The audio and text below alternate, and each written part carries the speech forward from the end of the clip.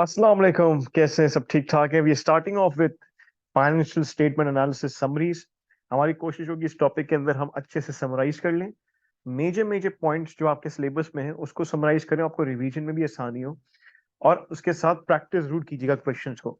तो मैं स्टार्ट कर रहा हूँ पहली रीडिंग के साथ, which is called introduction, financial statement analysis का इंट्रोडक्शन। सर सबसे पहले इसके अंदर चीज जो हमने पढ़नी है वो है फाइनेंशियल रिपोर्टिंग वर्सेस एनालिसिस।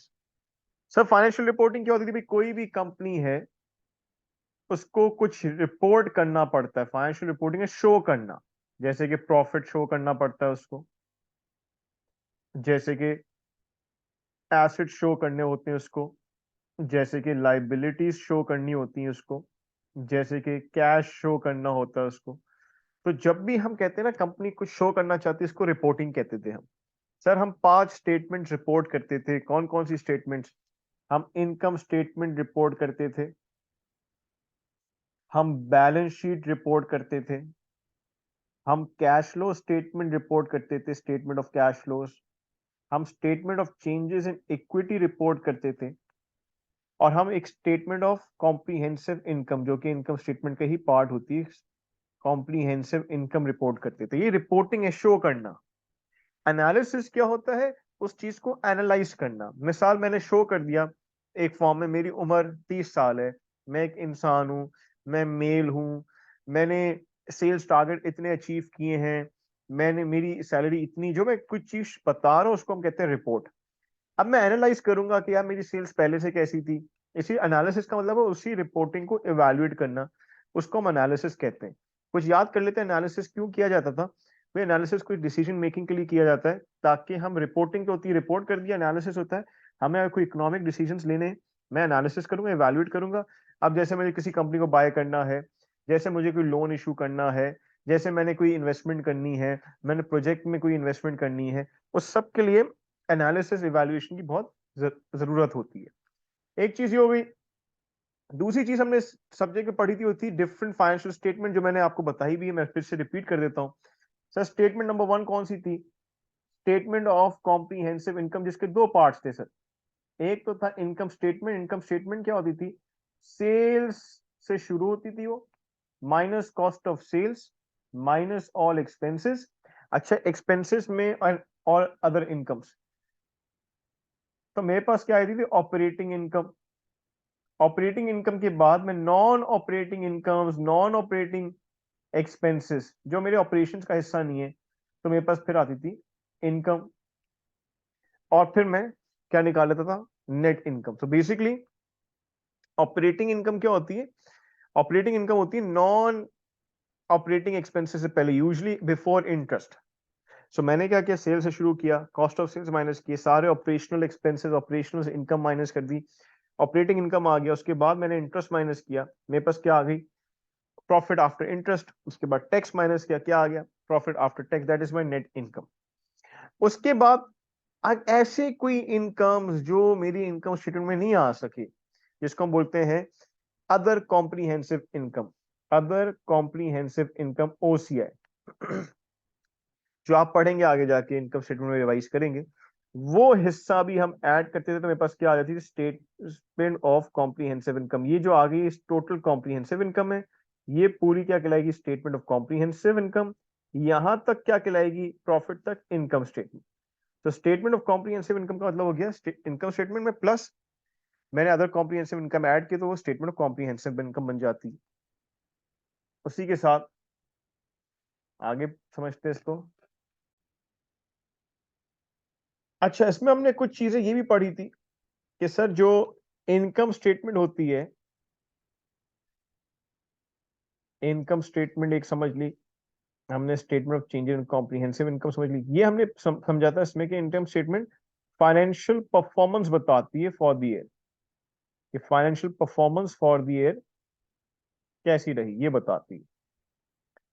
फिर हमने एक स्टेटमेंट पढ़ी थी बैलेंस शीट, इसको हम स्टेटमेंट ऑफ फाइनेंशियल पोजीशन भी कहते हैं। ये शो करती थी assets, liabilities and owners equity, जिसको रेसिडुअल क्लेम भी कहा जाता है। एसेट्स क्या होते हैं? ऐसी कोई रिसोर्स जो आप कंट्रोल करते हो, अच्छा, एसेट में दो क्लासेस पढ़ी थी आपने, current assets, non current assets. Current assets क्या होते थे? वो एसेट्स जो विद इन 1 ईयर या with in operating cycle whichever is lower, उसके दरमियान अगर विच एवर इज हायर उसके विद इन हो जाए, उसको करंट एसेट्स कहते थे। और नॉन करंट एसेट्स क्या कहते हैं? मोर देन 1 ईयर या more than operating cycle whichever is higher, तो हम उसको क्या कहते थे? करंट, नॉन करंट एसेट्स कहते थे।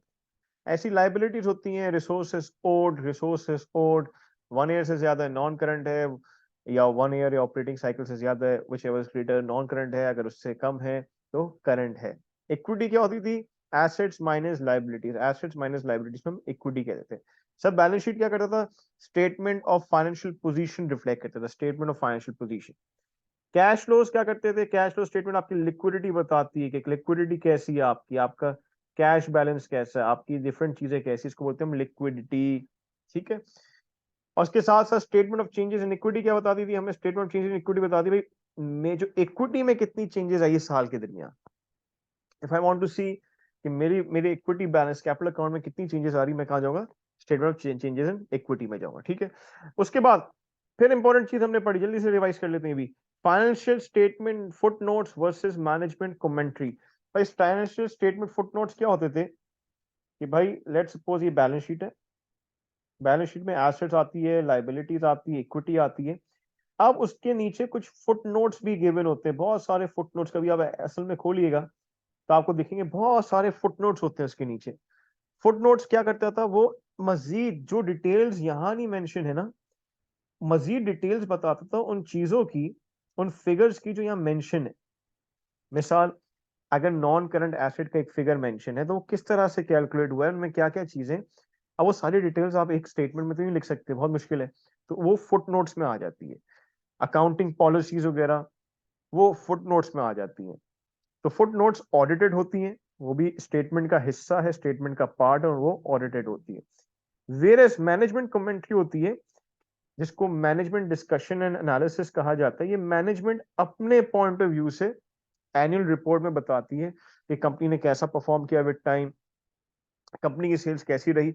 कंपनी अपने पर्सपेक्टिव से एनालिसिस दे रही है आपको, अपने पर्सपेक्टिव से। मिसाल, अगर कोई अकाउंटिंग पॉलिसी चेंज की कंपनी ने, अगर आपको देखना भी पॉलिसी क्या है, आप फुट नोट्स को देखो। लेकिन अगर ये जानना है क्यों चेंज की, डिस्कशन देखना है, तो आप कहाँ जाओ? मैनेजमेंट कमेंट्री में जाओ, समझोगे मैनेजमेंट का पर्सपेक्टिव क्या है इसको चेंज करने का। अगर आपको देखना है कि यार न्यू प्रोजेक्ट्स क्यों लॉन्च हो रहे हैं, आप मैनेजमेंट कमेंट्री में जाओ, वो मैनेजमेंट क्यों ये लॉन्च कर रही है न्यू प्रोजेक्ट्स, का पर्सपेक्टिव क्या है।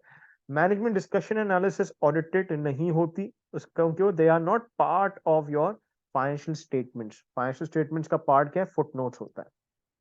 होप ये भी आपको अच्छे से याद आ गया होगा। फिर हमने इस टॉपिक में पढ़ा था अबाउट ऑडिट, उसकी opinions and internal control system. भाई ऑडिट क्या होता है सर? ऑडिट के लिए मोटी मोटी बात चीज याद रखिएगा। नंबर 1 कि ये एक इंडिपेंडेंट रिव्यू होता था, इंडिपेंडेंट रिव्यू। नंबर 2, ये एक रीजनेबल एश्योरेंस देता है, कंप्लीट एश्योरेंस नहीं देता है, रीजनेबल इतनी के काफी है, लेकिन छोटे छोटे एरर्स हो सकते हैं। नंबर 3, ये मटेरियल मिसस्टेटमेंट को देखता है, सारी मिसस्टेटमेंट को नहीं देखता, मटेरियल मिसस्टेटमेंट को देखता है। मटेरियल क्या होती थी? जो सिग्निफिकेंट हो, जिससे आपसे डिसीजन मेकिंग चेंज हो सके। सारी मिसस्टेटमेंट्स को ये नहीं देखता। 3 sir, 3 types of audit opinions होती थी। नंबर 1, अनक्वालिफाइड, या उसको कहते हैं अनमॉडिफाइड। सर अनक्वालिफाइड क्या होती है? जिसने एरर के लिए क्वालिफाई नहीं किया, ट्रू एंड फेयर है, सब कुछ ठीक ठाक है, ट्रू एंड फेयर है।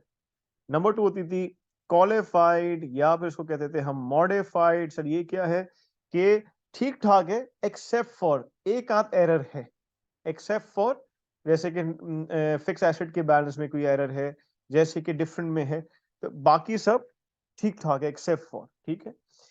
Number 3, adverse opinion. एडवर्स मतलब है सर ये सब सब बुरा बना हुआ है, सब बुरा बना हुआ है। 4th, ओपिनियन नहीं होती है, ये होता है डिस्क्लेमर ऑफ ओपिनियन के किसी वजह से ऑडिटर अपनी ओपिनियन देना नहीं चाह रहा, वो अपनी ओपिनियन बना ही नहीं सका, इसकी मेजर रीजन होती है कि आपने स्कोप ऑफ एक्सेस लिमिट कर दिया उसका। वो मांग रहा है आपसे रिकॉर्ड्स, मैनेजमेंट रिकॉर्ड नहीं दे रही। वो आपसे डिटेल्स मांग रहा है, किसी चीज की मैनेजमेंट नहीं दे रही, मैनेजमेंट को एक्सेस नहीं दे रही। तो वो ओपिनियन कैसे बनाए अपनी? वो अपनी ओपिनियन तो नहीं बना सकता। तो वो फिर डिस्क्लेमर ऑफ ओपिनियन डाल देता है कि I am not giving my opinion. ठीक है। अच्छा, जब भी इंटरनल कंट्रोल होता है दिमाग में रखिएगा भाई, बहुत जरूरी होते हैं internal controls of the organisation.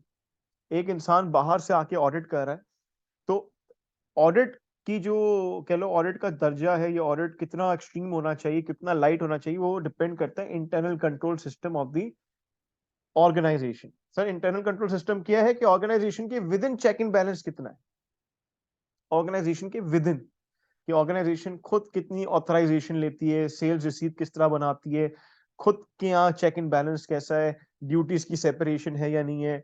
और अब उसके अंदर चेक इन बैलेंस, अगर उसके अंदर चेक इन बैलेंस मजबूत है, तो जो बाहर से ऑडिट करने आ रहा है उसका वो हाथ हल्का रखेगा, वो ज्यादा भारी ऑडिट नहीं करेगा। लेकिन अगर आपके विद इन ही चेक इन बैलेंस किया है, बहुत पुअर है, तो ऑडिट क्या हो जाएगा, बहुत एक्सट्रीम हो जाएगा। ठीक है। फिर आ जाती कुछ हमने पढ़ा था इसके अंदर, sources of information. Sir, sources of information कहां कहां से हम ले सकते हैं? देखो, एक तो है सिक्योरिटी एक्सचेंज कमीशन की फाइलिंग्स, एक वहां से आप इंफॉर्मेशन ले सकते हो। तो भाई कंपनी को अगर कोई एनालिस्ट है, उसको फाइनेंशियल एनालिसिस करना है किसी कंपनी का, ऑब्वियस ही बात है, सबसे पहले तो हो जाएगा company SEC security exchange commission में कुछ फाइलिंग्स करती है। एक फाइलिंग करती है वो अपनी एनुअल रिपोर्ट्स की, उसको हर साल अपनी एनुअल रिपोर्ट्स पब्लिश करनी होती है। वो फाइलिंग होती है 10K फॉर्म्स या 10Q फॉर्म्स में। तो ये फॉर्म्स में जाएगा एनालिस्ट, वो सारी फाइनेंशियल स्टेटमेंट ढूंढ लेगा इन दो फॉर्म से। अच्छा, एक और फॉर्म होता है, वो कहते हैं 8K फॉर्म। उस फॉर्म के अंदर कंपनी, अगर कोई डिस्पोजल हुआ है, कोई एक्विजिशन हुआ है, कोई मर्जर हुआ है, उसकी डिटेल्स डालती है कंपनी उसके अंदर। तो अगर आपको एक्विजिशन और डिस्पोजल की डिटेल्स चाहिए कंपनी के बारे में, आप चले गए फॉर्म 8K तक, तो ये इनफ हो गया इसके लिए। फिर आता है proxy statements. Sir, proxy statement क्या होता था? गौर से सुनिएगा। प्रॉक्सी स्टेटमेंट होती थी कि लेट्स वो कंपनी को एक बड़ा फैसला लेना है, कंपनी को चाहिए मेजॉरिटी वोट, तो कंपनी इशू करती है प्रॉक्सी स्टेटमेंट सारे शेयर होल्डर्स को। उसमें मैटर लिखा हुआ होता है कि किस किस वजह से ये वोट लिया जा रहा है। अच्छा, वो प्रॉक्सी स्टेटमेंट कहलाती है। अब काम की बात क्या है इसमें, ये है कि भाई एनालिस्ट को कोई इंफॉर्मेशन चाहिए कि भाई किन किन चीजों में मेजॉरिटी वोट लिया गया, प्रॉक्सी स्टेटमेंट देखेगी। अगर डायरेक्टर्स की सैलरीज जाननी, प्रॉक्सी स्टेटमेंट देखेगी। डायरेक्टर्स की क्वालिफिकेशन जाननी, प्रॉक्सी स्टेटमेंट देखेंगे। वो सब चीजों के लिए क्या चाहिए होता है, वोट चाहिए होता है। लास्ट एंड मोस्ट इंपॉर्टेंट के अंदर हमने चीज पढ़ी थी, वो है फाइनेंशियल स्टेटमेंट एनालिसिस फ्रेमवर्क। याद करते हैं क्विक। भाई सबसे पहले क्या था, ऑब्जेक्टिव सेट करें कि भाई ऑब्जेक्टिव क्या है, ऑब्जेक्टिव क्या है, हर में कुछ इनपुट्स थे और हर में कुछ आउटपुट्स थे। ऑब्जेक्टिव के लिए ऑब्वियस ही बात है, आप पूछोगे क्लाइंट से, उसकी रीजनिंग पूछोगे कि क्यों करना चाहते हो आप फाइनेंशियल एनालिसिस। जैसे भाई क्लाइंट आया आपसे बोला फाइनेंशियल एनालिसिस करवाना, तो आप उससे सवाल जवाब पूछोगे, तो आपके पास पर्पस या ऑब्जेक्टिव क्लियर हो जाएगा कि भाई क्यों करना है। लोन लेने के लिए करना है, कंपनी को एक्वायर करने के लिए उस कंपनी को एनालाइज करना है, कंपनी में इन्वेस्ट करना है इसलिए एनालाइज करना है, कंपनी में कितनी इन्वेस्टमेंट करनी है इसलिए। हर ऑब्जेक्टिव से आपका एनालिसिस क्या हो जाता है, डिफरेंट हो जाता है। वंस ऑब्जेक्टिव इज सेट, आप नंबर 2 स्टेज पे जाते हो, गैदरिंग ऑफ डेटा। आप डेटा क्या करते हो, गैदर करते हो इसके अंदर। ठीक है। आप इसके अंदर ऑब्वियसली भाई इनपुट क्या होगा, जो आउटपुट हो गया स्टेप 1 से, आपके पास क्वेश्चनियर वगैरह सब कंप्लीट, क्वेश्चनियर बन गया, सब कुछ बन गया। गैदरिंग ऑफ डेटा से आपने सारा डेटा गैदर कर लिया। अब वो डेटा सारा गैदर करने के बाद आप क्या करोगे, डेटा को प्रोसेस करोगे। Processing of data. Sir, processing of data के लिए इनपुट वही हो जाएगा जो गैदरिंग ऑफ डेटा से आया है। आउटपुट क्या होगा, ऑर्गेनाइज हो जाएंगे आपके सारे काम, रेशियोज निकाल लोगे आप कॉमन साइजिंग कर लोगे आप, ये आउटपुट हो जाएगा। फोर्थ में फिर आप इवैल्यूएशन करोगे डेटा की। जो इनपुट क्या होगा, जो थर्ड में आउटपुट था वो इनपुट हो जाएगा इसमें, और आउटपुट क्या निकलेगा, इवैल्यूएटेड रिजल्ट्स। आपकी इवैल्यूएशंस होगी कि सेल्स क्यों बढ़ी, रीजनिंग्स क्या है इसके पीछे, कम क्यों हुई, एक्सपेंस क्यों बढ़ा, सबके पीछे रीजनिंग्स। और फिफ्थ में आप कंक्लूजन दोगे अपनी, कंक्लूजन स्लैश रिकमेंडेशन, कि भाई इन्वेस्ट करना चाहिए या नहीं, जो भी स्टेट किया ऑब्जेक्टिव आपने, उसके हिसाब से कंक्लूजन दोगे आप। ठीक है। एंड 6 एक फॉलो अप भी रखोगे कि इन केस आपकी कभी कंक्लूजन चेंज हो रही किसी न्यू इन्फॉर्मेशन की वजह से, अपने क्लाइंट को वो भी आप नोटिफाई कर दोगे। तो आई होप एक रिवीजन मिल गया फर्स्ट टॉपिक इंट्रोडक्शन का। Thank you.